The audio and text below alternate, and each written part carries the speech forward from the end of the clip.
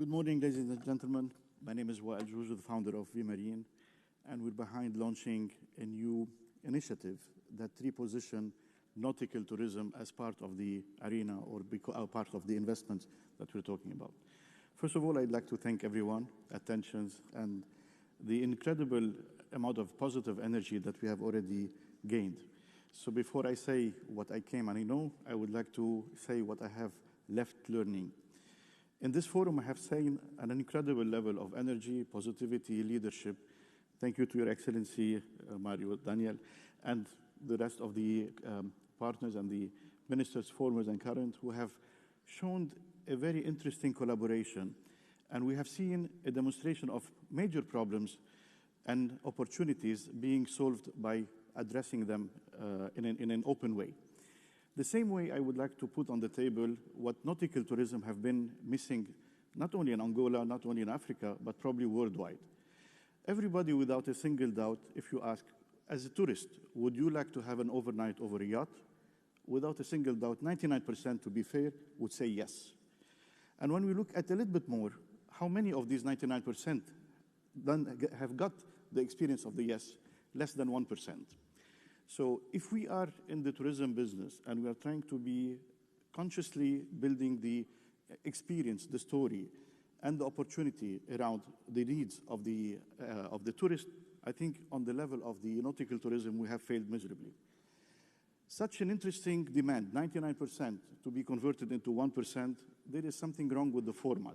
We have to revise what nautical tourism could be. How is it important since the demand is? We're not talking about a little plus, we're talking about a big must.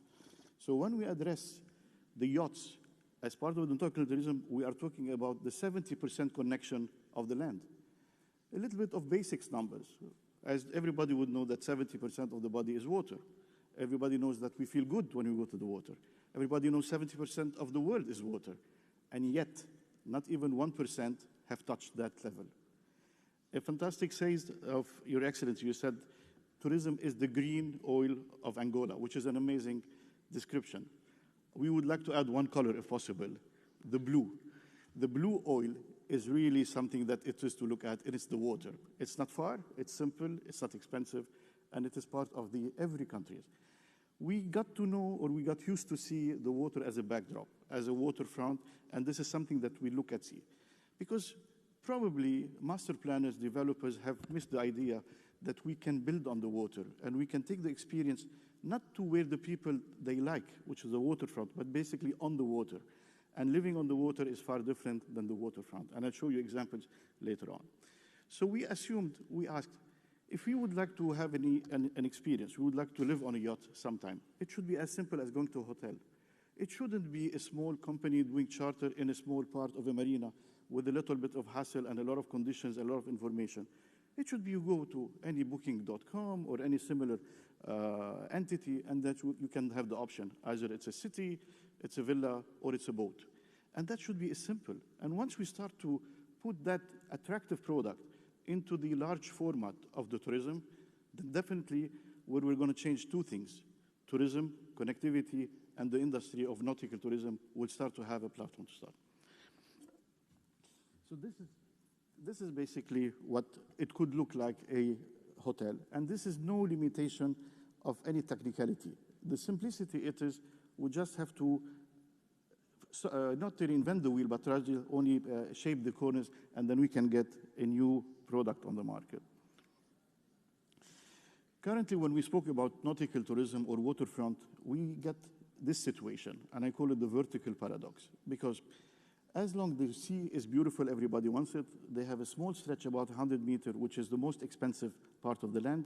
And then behind it, it becomes a wall. And behind the wall, there is almost less value or no value for the real estate. And then when we look at the traditional, the water is the reason why all this plot is important. And what is the value of the water? Nobody has quantified how to use it and to industrialize it. It has a high value, but has a no price. And this paradox is a problem that has been probably solved in a better way in Maldives. Rather than having vertical walls, Maldives is a very problematic, geography.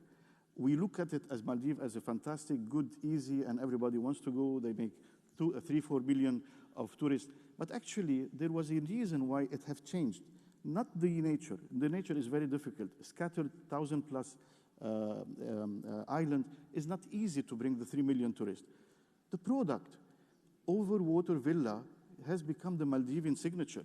The people, they look at it and they feel, I want to have this experience. I want to live on the water. I want to have a yachting feeling. And unfortunately, for different reasons, very few have copied that very smart model. In other places, there is another type of challenges. Venice, for example.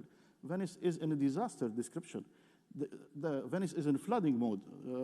Venice is very uneasy to manage. So rather than doing a land reclamation, putting sands, putting traffic lights, multi-level stories of cars, they have lived with the problem that became the touristic attraction. So when we understand our environment, and especially from the water side, especially for islands or for long coastal countries, and we look at it in a different way, out of the box, the chances of turning a problem into a huge opportunity like Venice is a 10 million visitor at least. Another case, Amsterdam. Amsterdam, they have a large number of tourists, but they are in short of a living space. So they have employed the floating properties as a solution that became touristic attraction and a fundamental solution to serve the tourism. Another example we can look at, not only you can have a problem, but you can have an additional integration of a floating properties. Why don't you put, rather than building on the mountain, why don't you float your villas? Very simple way and very nice way. You made connectivity, you added value, you embedded in the nature, and you have an iconic destination that we haven't seen. And probably we haven't seen is because it has not been branded among our luxury hotel operators or the industry pillars. Then we have the best example, what Saudi is doing. In Saudi, they're taking every beautiful example, successful model around the world, and not only copying it, but elevating it to a completely new level. They're raising the bar to a level that becomes a little bit difficult, and we can look at these beautiful floating suites similar to Maldives in a different level, and they look so futuristic that we can always feel that they're going to fly. Saying the word fly is not really far from a boat. And this technology we're going to see it next year. One of the problems of islands that they are very attractive, everybody loved them, and nobody could really deal with islands and coastal is connectivity, which is the problem of many touristic or many infrastructural problems around the world. The company Region based in US, they have came with a concept, probably one of the most important invention of the century, that they allowed boats to fly. This is a boat that flies, it's not a plane, and I say that because it belongs to the boating industry, less complicated, less expensive, very safe, it cooperates 24 hours. It is sustainable, it is only on batteries, it can go up to 500 kilometers on a one charge at a speed of 300 kilometers. Saying that, at some time very soon, traveling between islands and coastal value that was untapped is going to become almost like a taxi rate. And once I say that, we are looking at whatever was expensive is going to be more interesting, and whatever was less value of islands is going to have the natural value. Now we can build hotels, we can have resorts, we can have boats accessible in masses, and we can know that it's going to be driven by not only more than 1%, but we're going to grow. Once we're going to fly, we're going to go to land somewhere, and this is what we're doing. We're doing floating terminals. And we are already anticipating that the next 5 years, not only the next 20 years, the next 5 years are going to witness the embedding of this technology. Boats will be part of our life, yachts will be part of our experience, and traveling over the waters and islands is going to become the common norm for a lot of more tourists. So floating islands will allow you to take a boat plane and jump to your beach club. And beach clubs have no longer need to be connected to the land. They could be floating anywhere, they could be designed on any size, any type, and the imagination will just limit your integration in the water. Going back to the very important famous Monaco, needless to mention that whenever we say Monaco, we immediately know that it's yachts. And the interesting part, Monaco with its all global success and the yachts integrated part of it, we're talking only about a 4-kilometer coast.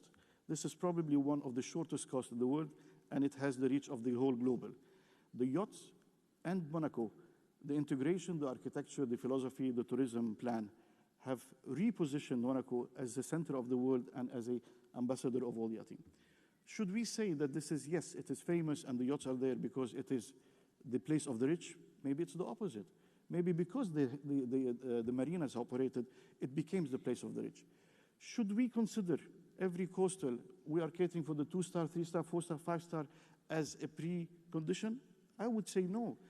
If you want to complete the chain and to have the whole investors attraction, you need to look at that 1%. And that 1% is not a plus. That 1% is the must. Should you have that 1%, you'll get the 99% that we are missing to take them into the nautical tourism. Angola, again, look at this beautiful place. 1,650 kilometers of coast. Again, this is really the blue oil. This is really the opportunity. And it is so vast, so big, that I have never seen in the world 4 types of coastals. 4. You got the urban, you got the beach, you got the rocky, and you got the desert meeting the sea. These are incredible photos that rarely people have seen, let alone that nobody has went to. Should we consider nautical tourism in the new format? This is the wealth, and this is the opportunity that everybody would seek to develop.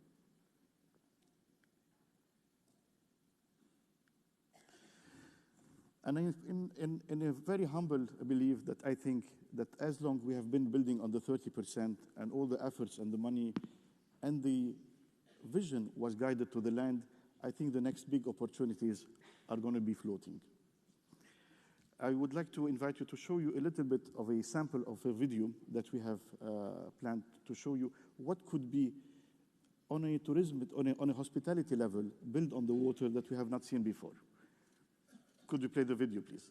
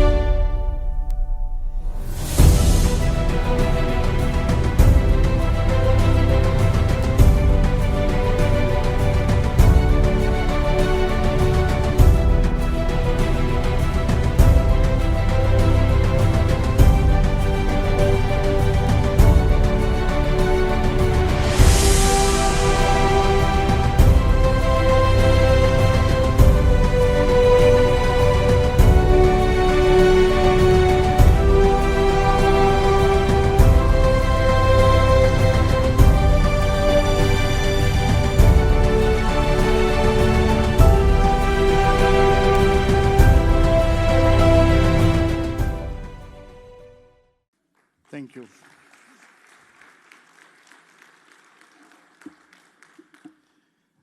Again, saying thank you for everybody. I hope the attention and I could deliver the message. Leaving you with an option, anytime that you see a blue water, it's not the backdrop. It's not the end of the land. It's the start of a tourism, new activity. Nautical tourism in the new format could be the place to start at Angola. Thank you so much.